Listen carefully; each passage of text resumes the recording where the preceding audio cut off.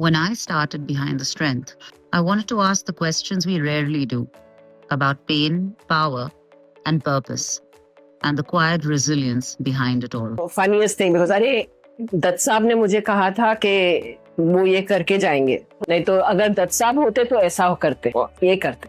Till one fine day, I had to say that listen, मैं दत्त साहब नहीं हूँ. I am following his values. That what all he taught me, but the way of working is my way of working. I think high time you guys come to terms with that.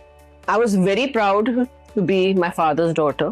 I knew that I will always uphold his name, uphold that reputation which he made through his life. I would never let, anybody hamper that. So I think those were the values I took forward. So because of that, it's important to help people be the best versions of themselves. Absolutely. So that's what we strive to do with anybody who comes to us. The kids, they are so innocent, that little love of mine, just gives them a smile. Even if a child can't talk, if I'll say hello to them, they will give me that smile, they will give me that affection.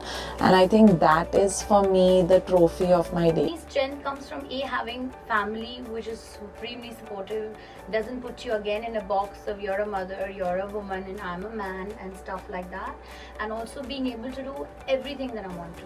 A very strong belief that a person who needs my help is going to find me anyhow. And till that, I work with that belief, and people all over the world, they reach out to me. My two strengths would be my mother and mother-in-law, who have been the support. They are the one behind my strength, and I think the support that they give me every day, saying we are here for you, we want you to go back to work, we'll take care of everything at home.